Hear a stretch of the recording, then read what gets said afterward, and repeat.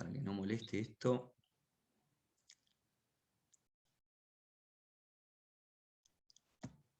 Bien.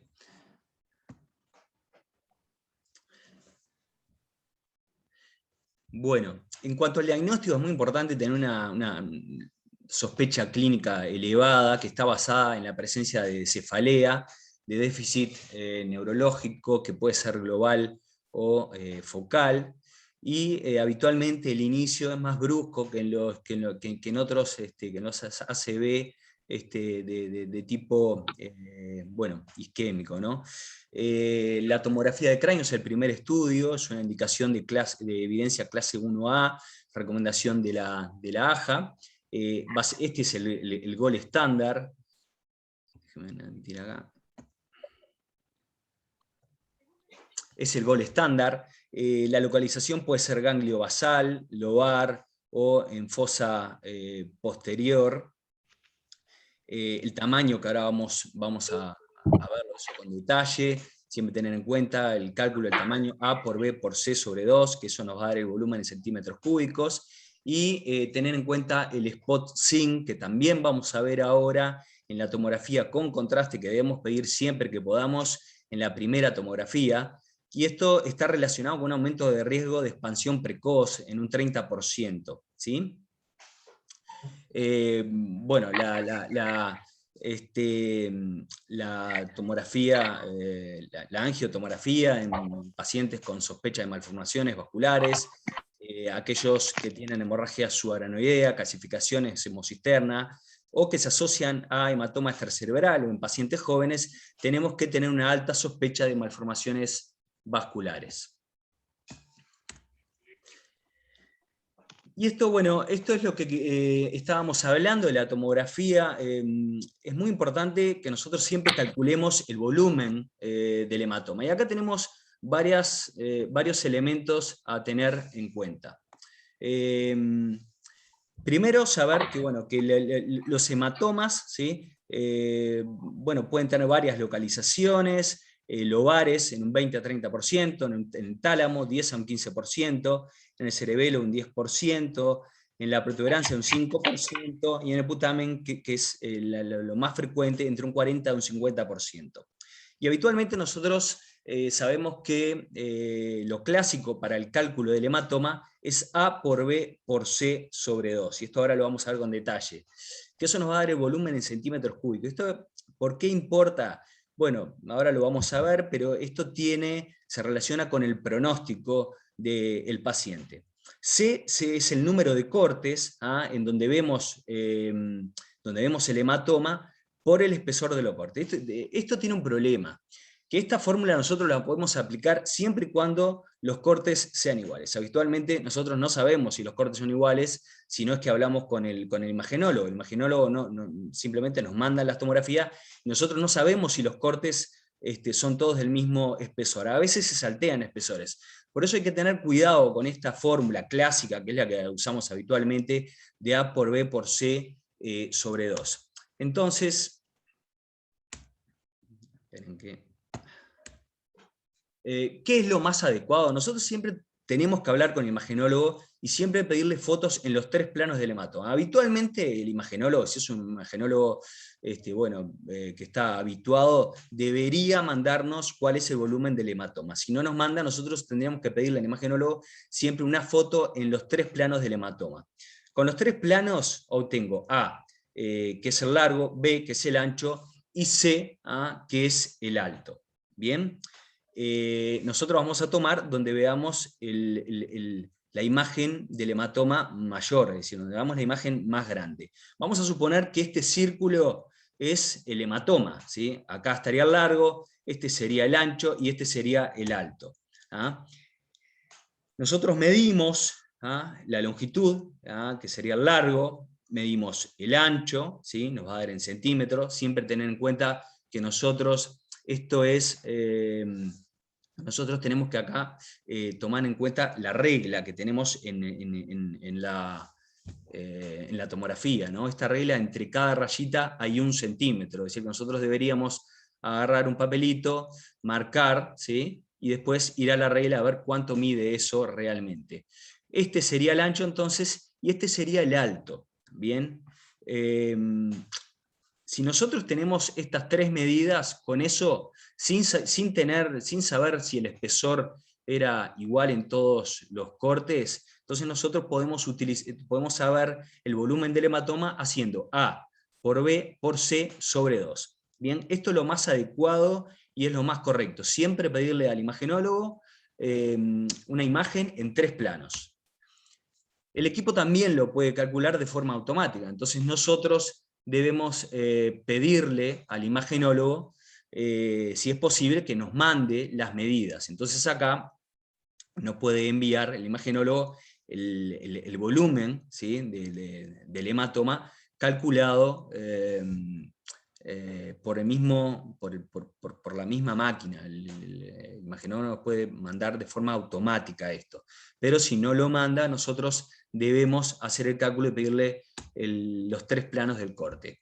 El spot sync, ¿para qué es el spot sync? Bueno, el spot sync se relaciona con la expansión del hematoma. La definición es la extravasación de contraste dentro o perihematoma. Nosotros siempre que tenemos un hematoma intracelular espontáneo deberíamos pedirle una tomografía con contraste de entrada si es posible. Y esta tomografía de contraste que pedimos no es para saber si el paciente tiene una malformación, sino que es para saber si el paciente tiene un spot sync. Esto se ha visto que se asocia con riesgo aumentado de expansión del hematoma intracerebral, y esto se ve asociado a su vez con mayor morbi y mortalidad. Tiene un aumento de riesgo significativo de crecimiento entre 3 a 15 veces, si nosotros tenemos la presencia de spot sync, y los criterios de diagnóstico, bueno, esto es variable, pero la mayoría está de acuerdo en que más de 1 milímetro de hiperdensidad, bueno, se relaciona con extravasación, ¿sí?, con la presencia de spot sync, que ustedes lo pueden ver, son estas imágenes hiperdensas, peri o dentro del hematoma, ¿sí?, y están relacionadas con expansión del hematoma. Entonces siempre pedir una tomografía, déjenme admitir acá, una tomografía con contraste y si es posible de inicio.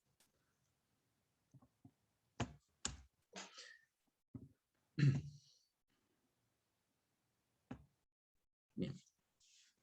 Este es el artículo de Klaus Hemphill, ¿sí? Klaus Hemphill, que es el ICH score, que está relacionado con el pronóstico del paciente. Hay muchas formas de calcular cuál es el pronóstico del paciente, pero la mayoría de los autores están de acuerdo en que este es el más importante, ¿sí?, el de Klaus Hemphill, que además él también es el primer autor de las guías de ACV hemorrágico.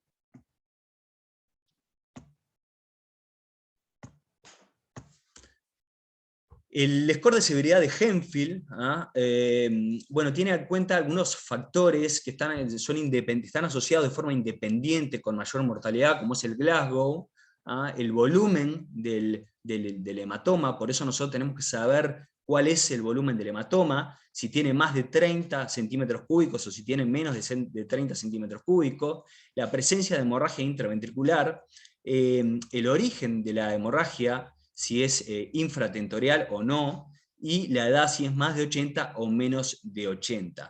Este puntaje ya cuando es mayor de 3, fíjense que ya aumenta la mortalidad por arriba de 70%, bueno, cuando tiene 4 puntos 97% y 5 puntos 100%. Pero estos factores, este score de severidad, nosotros tenemos que tener cuidado con este score de severidad, si bien esto nos va a clasificar al paciente.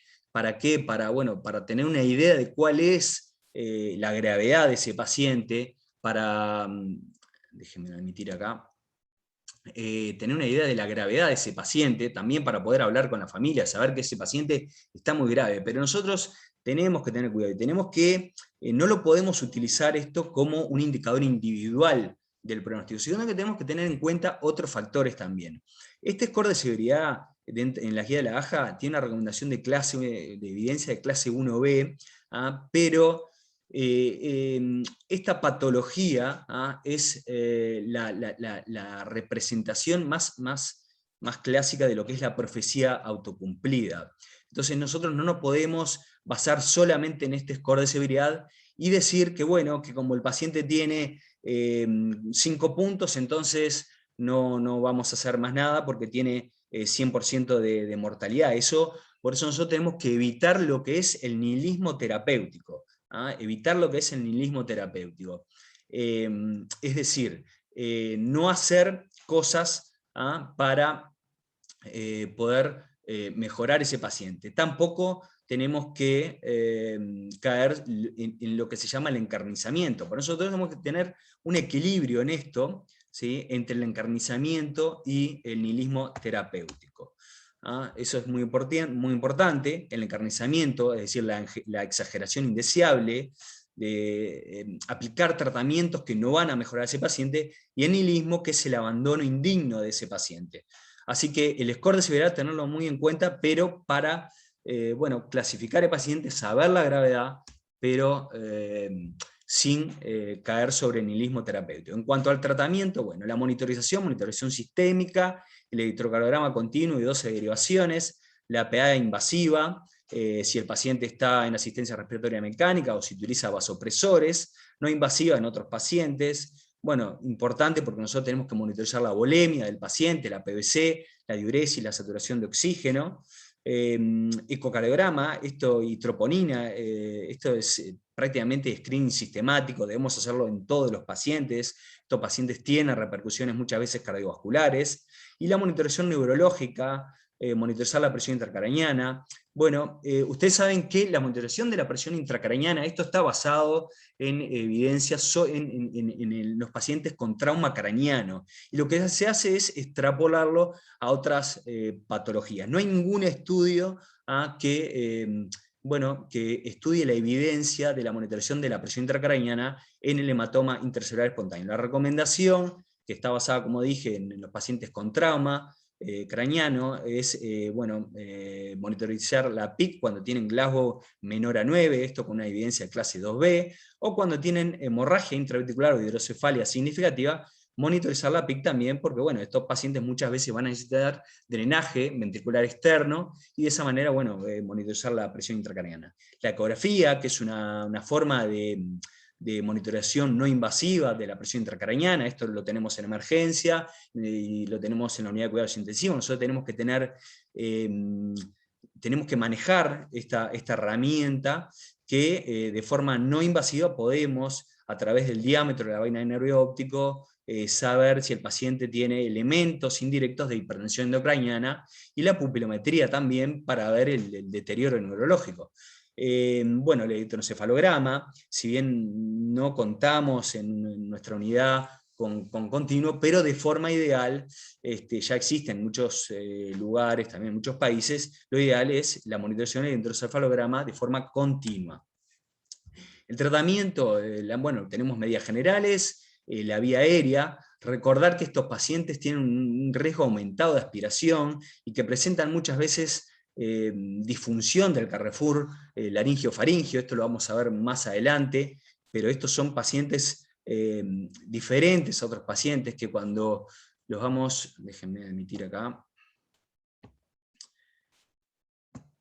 que presentan como complicación disfunción del Carrefour laringio-faringio, además tienen un riesgo aumentado de edema pulmonar cardiogénico y neurogénico, y en estos pacientes nosotros no tenemos que esperar a que el paciente esté en coma, ¿sí?, para intubarlo. ¿Por qué? Porque hay un audio por ahí, porque estos pacientes que tienen un riesgo aumentado de aspiración, si nosotros esperamos a que el paciente esté en coma para intubarlo, entonces vamos a tener después mayores complicaciones. Por eso tenemos que tener un bajo umbral para la intubación orotraqueal de estos pacientes, y no esperar a que el paciente esté en coma para intubarlo. La B, la saturación de oxígeno, como siempre, mayor a 93%, una PCO2 en el límite inferior de la normalidad, en 35 milímetros de mercurio.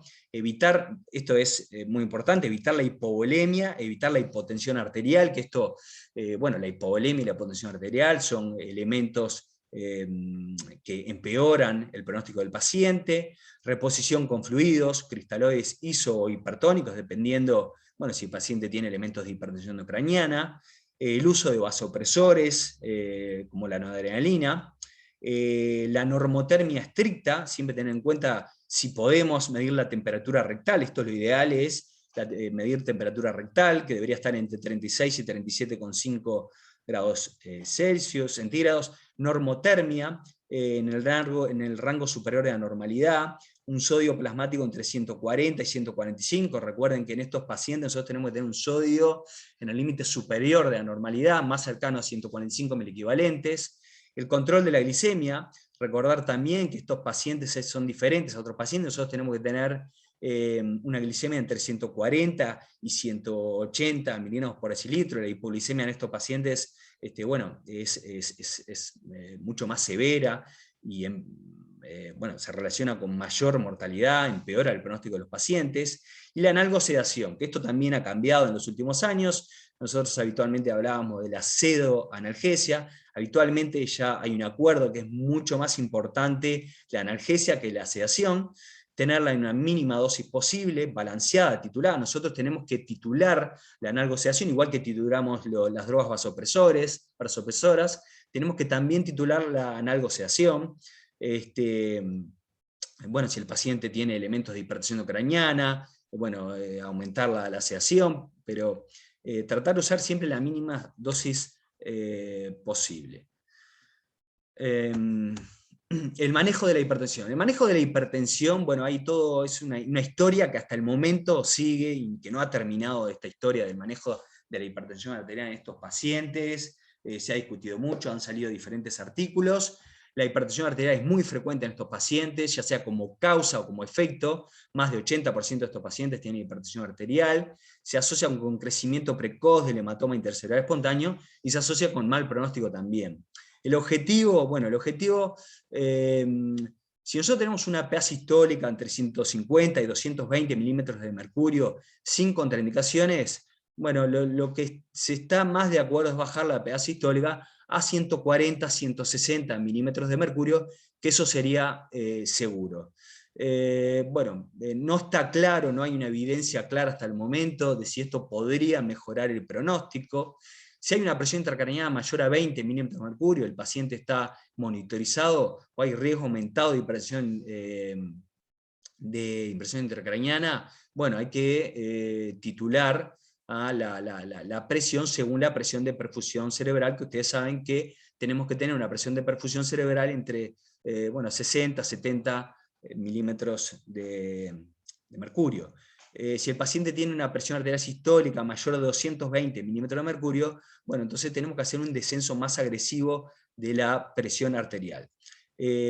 Como conclusión, bueno, tener una presión arterial sistólica, lo que se está más de acuerdo es entre 140 y 160 milímetros de mercurio, eso sería seguro para el paciente. El manejo, bueno, corregir los factores inductores. Primero, antes de utilizar fármacos, siempre corregir los factores inductores de hipertensión arterial, como son el dolor, la excitación y la fiebre. Si tenemos que utilizar fármacos porque no baja la presión arterial después que corregimos estos factores, bueno, el labetalol. El labetalol es la droga de elección, ¿tá? Y acá hay todo un tema que, déjenme, quiero bueno, hablar sobre este tema con el labetalol. Si bien esta droga es de elección, las ampollas vienen de 20 miligramos, y vamos a utilizar 10 a 20 miligramos intravenosos en bolo lento, se puede repetir cada 10 minutos. Bueno, muchas veces lo que pasa con estos pacientes es que usamos subdosis. Hace años atrás, ya hace unos cuantos años atrás, el labetalol venía de 100 miligramos, la ampolla de 100 miligramos.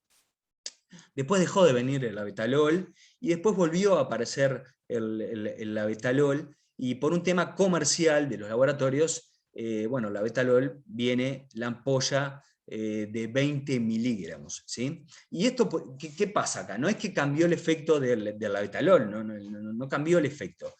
sino que lo que hicieron es hacer la ampolla de menos dosis. Entonces, si ustedes utilizan la Betalol 20 miligramos y el paciente, y viene alguien y me dice, mirá, le hice 20 miligramos de la Betalol, una ampolla entera, y no le baja la presión, hacele más entonces, hay que hacerle más. Si ustedes, la dosis máxima de la Betalol, pueden hacerle 300 a, déjenme admitir acá, pueden hacerle 300, 400 miligramos como dosis máxima. Es decir, que acá el problema son las subdosis. La infusión de 0,5 a 2 miligramos por minuto comenzar, y pueden hacer hasta 10 miligramos por minuto en la infusión de la Betalol.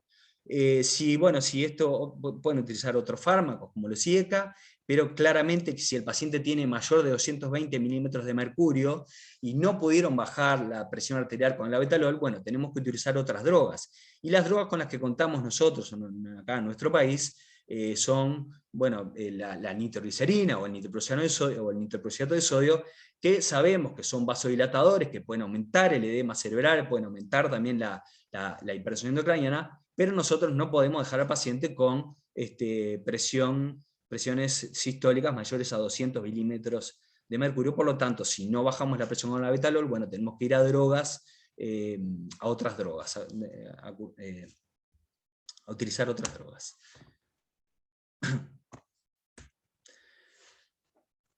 Este es el artículo, bueno, es un artículo que se publicó en el 2015, los efectos del descenso intensivo de la presión arterial en la hemorragia intracerebral, es un metaanálisis, y acá en este metaanálisis lo que se concluyó, acá hay 5 artículos que se utilizaron, de los cuales, bueno, está el Interact, que son de los artículos más importantes, el CHIP.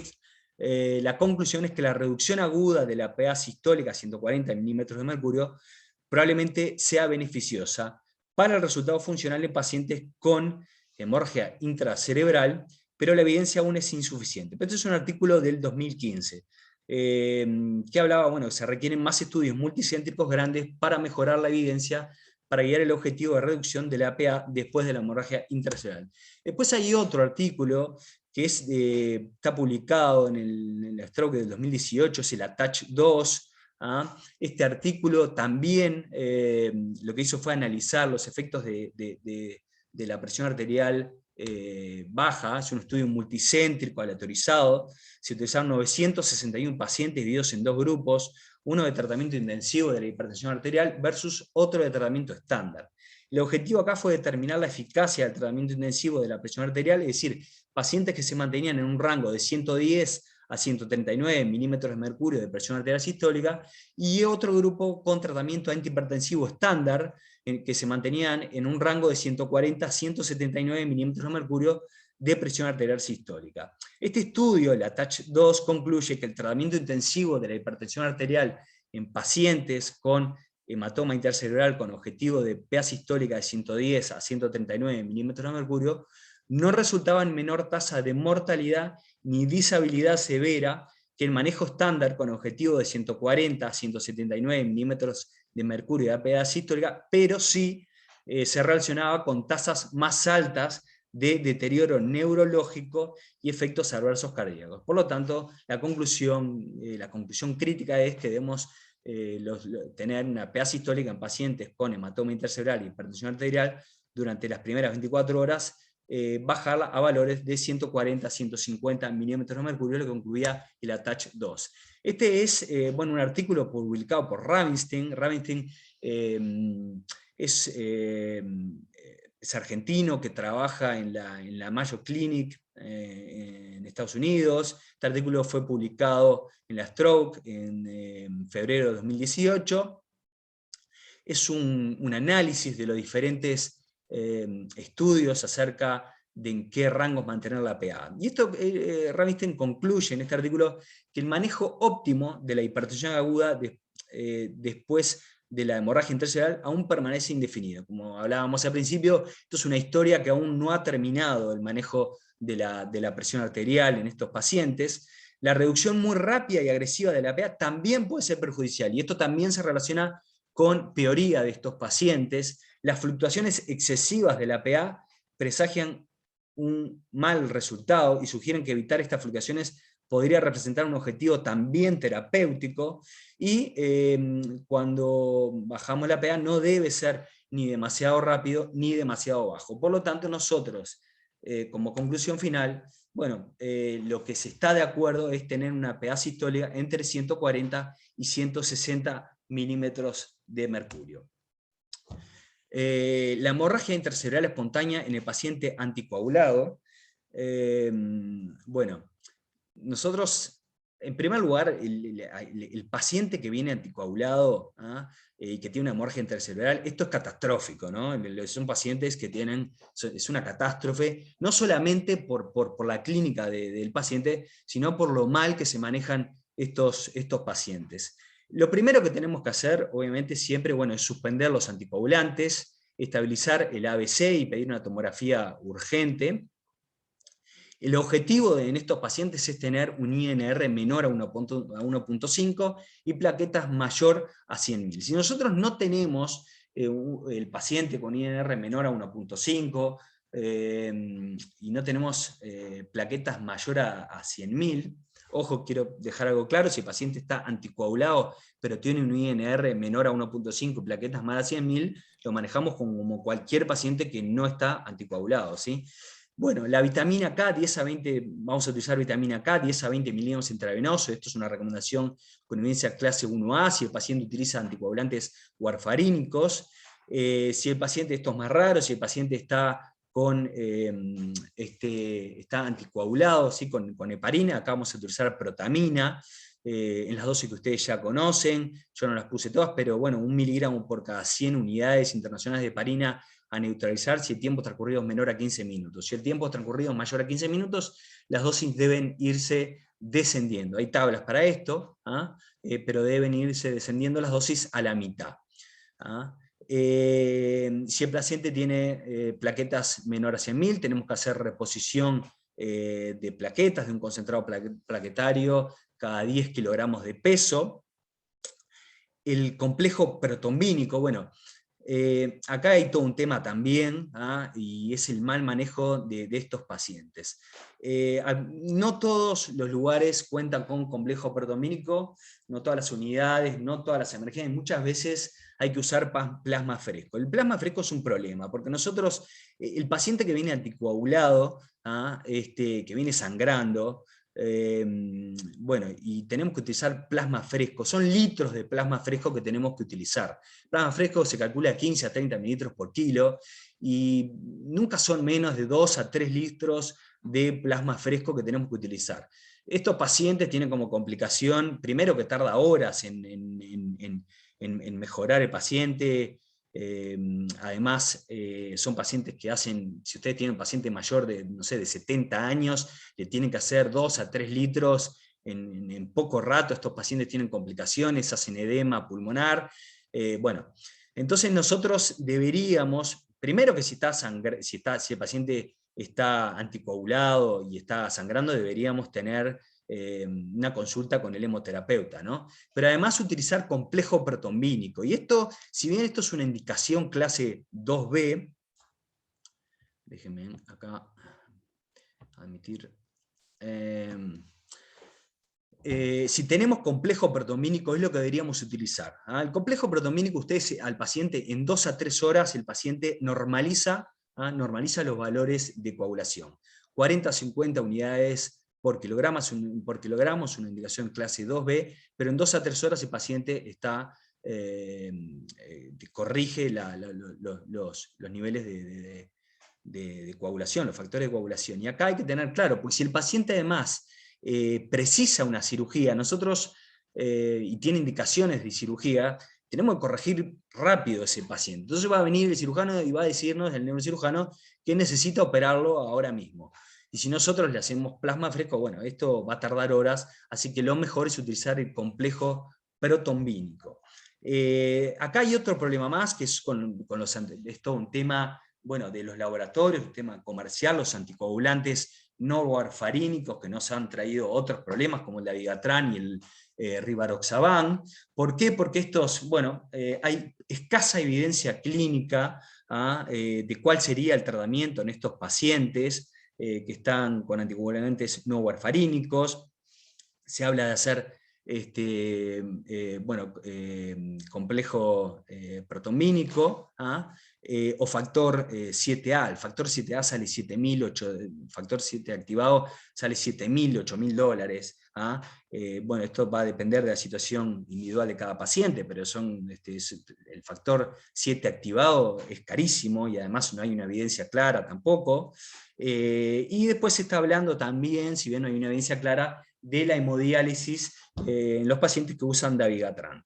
Los pacientes que toman aspirina y tienen hematoma intercelular espontáneo, bueno, acá la evidencia es incierta, tanto en el tratamiento como en si estos pacientes empeoran con el uso de los pacientes que vienen tratados con aspirina.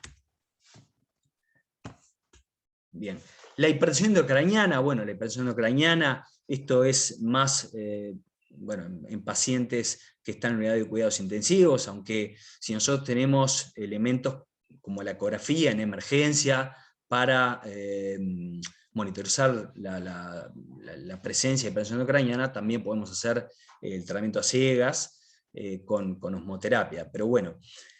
Siempre tener en cuenta las medidas específicas, medidas inespecíficas, perdón, que ustedes ya conocen, como tener la cabeza alineada, las otras medidas que ya habíamos mencionado, del sodio, bueno, la glicemia, la saturación de oxígeno, son todas medidas inespecíficas que nosotros tenemos que tener controladas antes de ir a otras medidas, a las medidas específicas. Si el paciente tiene un drenaje ventricular externo, bueno, el drenaje de líquido cefalorraquídeo, a través de un sistema cerrado, drenando contra la presión de 15 milímetros de mercurio hasta 20 mililitros hora.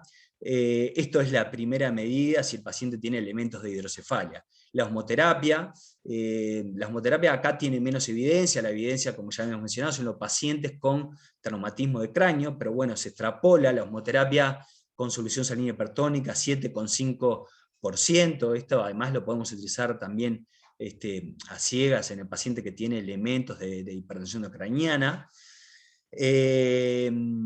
Las medidas de tercer nivel, como los barbitúricos de compresiva, bueno, acá no vamos a hacer una clase de hipertensión intracraniana, pero sí tener en cuenta estos elementos, y cuando el paciente, la evacuación del hematoma intercelular espontáneo, cuando el paciente tiene un hematoma mayor a 25 centímetros cúbicos, debe considerarse, y esto vamos a hablar un poco ahora, el manejo de las convulsiones y de la epilepsia. Bueno, acá la profilaxis anticomicial está discutida, la AJA no la recomienda, la profilaxis anticomicial no la recomienda, pero es con un nivel de evidencia 3, es decir, que el nivel de recomendación es bajo.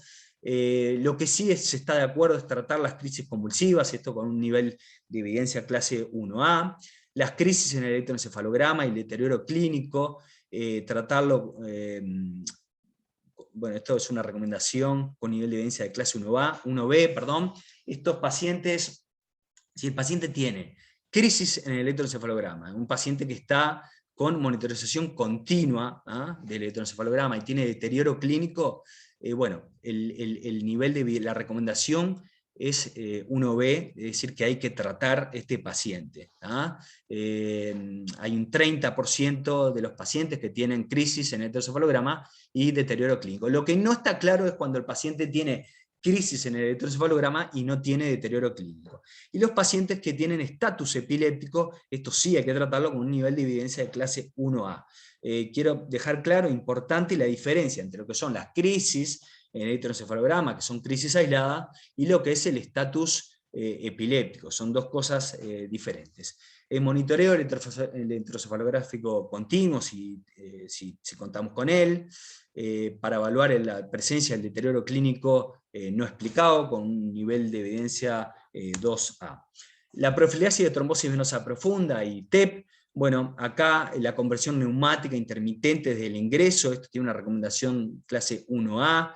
Las medidas elásticas, bueno, no serían efectivas, pero con un nivel de evidencia bajo, nivel de evidencia 3.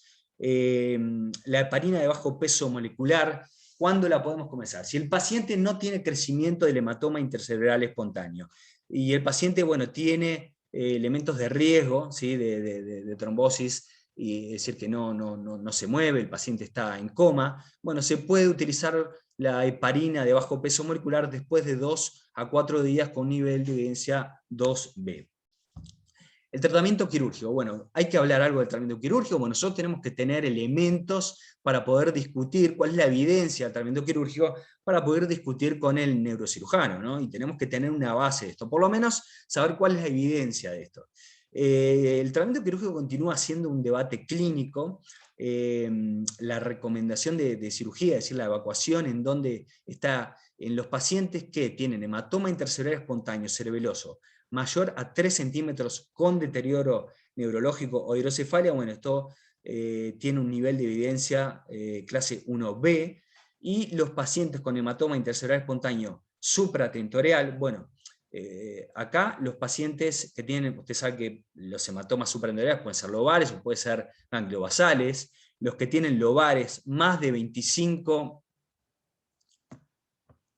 esperen que estoy emitiendo, más de 25 centímetros cúbicos, y además tienen deterioro clínico, con un glago menor a 9, bueno, estos tienen un nivel de recomendación clase 2B para tratamiento quirúrgico, y aquellos pacientes que tienen un hematoma lobar más Glasgow 9 a 12, bueno, acá parecería que hay un probable beneficio, y acá está el estudio, el Stitch 2, que ahora lo vamos a ver.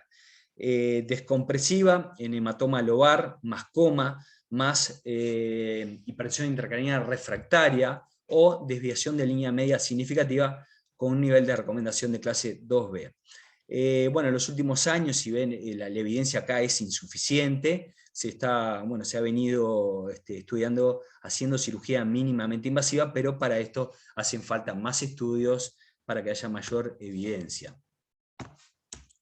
Este es, es un estudio publicado en la Lancet, la cirugía temprana versus el tratamiento conservador inicial en pacientes con hematoma intercerebral espontáneo.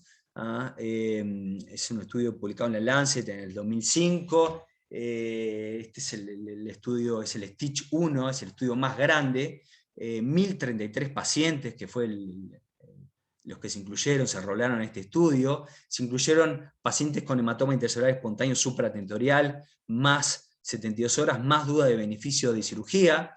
La cirugía, la mayoría fue craniotomía, versus un 10% que se les hizo cirugía mínimamente invasiva.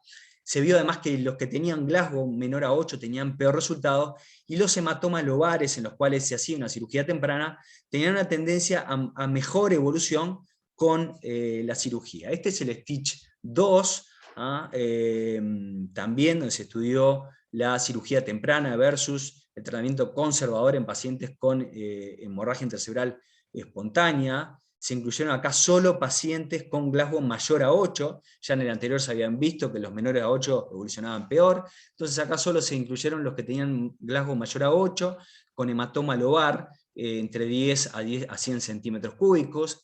La cirugía, la mayoría fueron craniotomía, más de 90%. Estos pacientes acá, este estudio, bueno, tenía un problema, que es había el crossover. El crossover es que había un 21% de pacientes que no se les hizo cirugía de entrada, sino que primero se les hacía tratamiento médico inicial y luego se operaban.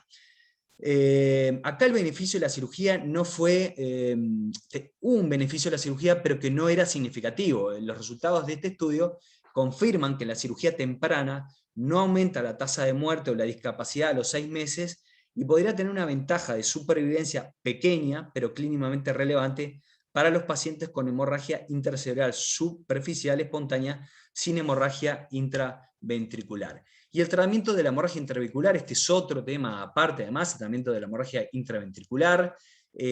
Bueno, este es una revisión sistemática, metaanálisis, publicado en el 2014. La hemorragia intraventricular es un factor independiente de mal pronóstico. A mayor hemorragia intraventricular, peor evolución. El tratamiento de estos pacientes con drenaje ventricular externo aislado, bueno, no mejora el pronóstico. Entonces, lo que se ha visto que estos pacientes que se les coloca, que tienen hemorragia intraventricular y que se les coloca un drenaje ventricular externo, bueno, la asociación de RTPA, de fenolítico, en dosis de 1 miligramo cada 8 a 12 horas, bueno, podría ser segura y mejorar el pronóstico de estos pacientes con un nivel de evidencia de clase 2B. Este es otro artículo publicado en la Johns Hopkins, en la Lancet del 2017. ¿Sí? Bueno, la hemorragia interventricular es un subtipo de hemorragia intercerebral con una mortalidad del 50% y una discapacidad grave para los supervivientes. El objetivo de este estudio fue probar si el intento de eliminar la hemorragia interventricular con Alteplas versus irrigación con solución salina mejoraba el resultado funcional. Se estudiaron 500 pacientes, 249 al grupo de Alteplas y 251 al grupo de solución salina, y bueno, lo que se concluyó acá que en pacientes con hemorragia intraventricular y drenaje intraventricular de rutina, la irrigación con Alteplas no mejoró sustancialmente los resultados funcionales en comparación con la irrigación con solución salina. El pronóstico de estos pacientes y la limitación terapéutica, bueno, la hemorragia intercerebral espontánea es el paradigma del nihilismo terapéutico, ya lo habíamos dicho, la profecía autocumplida, es decir, que si nosotros ya nos llega el paciente y ya decimos, este paciente va a morir, bueno, no vamos a hacer nada, bueno, eso es la profecía autocumplida.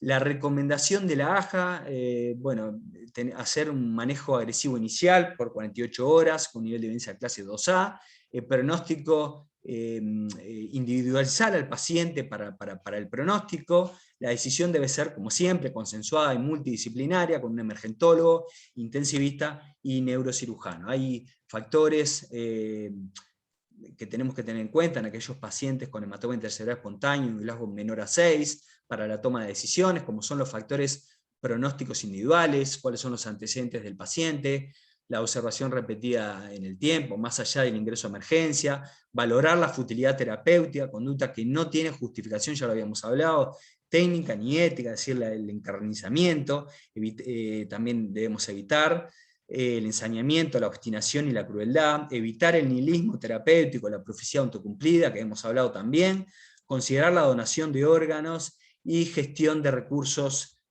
sanitarios.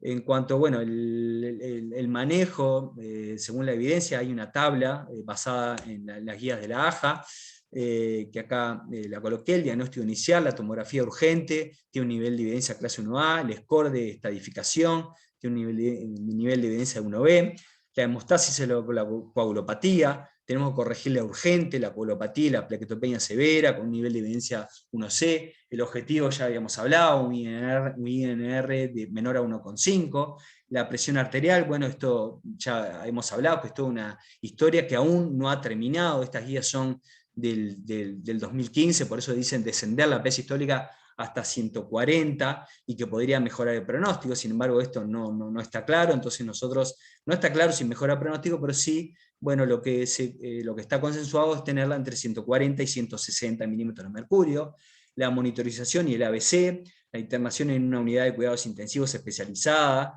si no es una unidad de cuidados intensivos, bueno, una unidad de cuidados neurológicos, pero especializada, esto con nivel de evidencia 1B, la estabilización del ABC es prioritaria, la profilaxis de la trombosis venosa profunda y el PEP, la convención neumática intermitente, esto tiene un nivel, una recomendación de clase 1A, el manejo de la glicemia, tener entre 140 y 180, el manejo de las crisis convulsivas y no convulsivas, con un nivel de evidencia clase 1A, y la cirugía, la evacuación del hematoma cerebeloso con deterioro neurológico, esto tiene un nivel de evidencia clase 1B.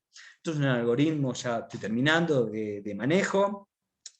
Los pacientes con hematoma intercerebral espontáneo, ¿sí? Siempre tener en cuenta al inicio, bueno, el SPOT-SIM para el crecimiento precoz, que se asocia con crecimiento precoz, el ICH score, el ABC como siempre, tener en cuenta la presencia de coagulopatía, el control de la PA, evaluar la posibilidad de cirugía en estos pacientes.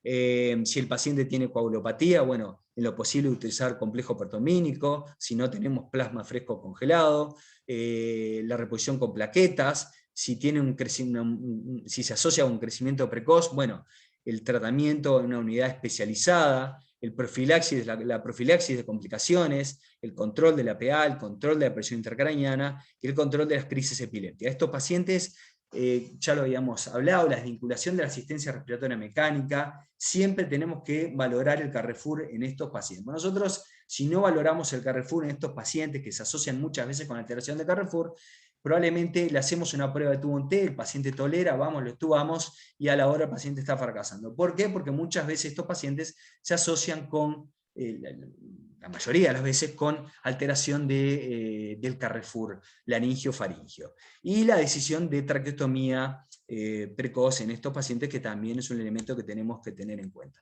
Bueno, acá terminamos, ya para el partido. Y bueno, si tienen dudas, escucho.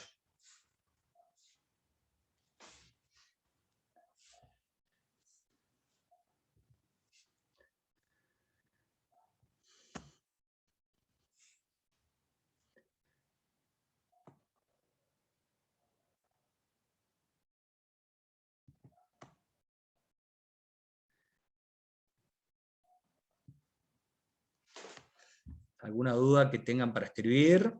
Si no, bueno, vamos dejando.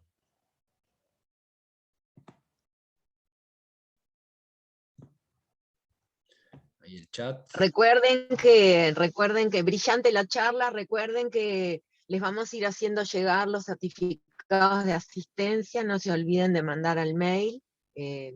Igual más o menos vamos viendo los asistentes, pero mándennos al mail para que podamos hacerles llegar los certificados. Vanessa me pregunta si la neurocirugía tenemos algún lapso de tiempo que limite su realización. Esto, bueno, como siempre, ¿no? El tiempo acá es pronóstico en todos los ACV, el tiempo es pronóstico, ¿no? Cuando más tiempo pase, más empeora el pronóstico. Como siempre, esto lo tenemos que hablar con el neurocirujano. Si el paciente tiene criterios, como ya hemos hablado, para cirugía, nosotros, bueno, lo mejor es que vaya lo antes posible a la neurocirugía, ¿no? Esto es como en otros pacientes, recordar siempre que el tiempo es pronóstico. Bueno, si no hay más dudas, entonces, bueno, vamos dejando por acá. La charla va a quedar grabada, así que bueno, cualquier cosa después se las puedo enviar la charla. Bueno, muchas gracias a todos. Recordar que la charla queda en el canal. Sí, además la charla la colocamos en el canal de YouTube de la unidad de cuidados intensivos de Florida. ¿Sí? Bueno, gracias a todos.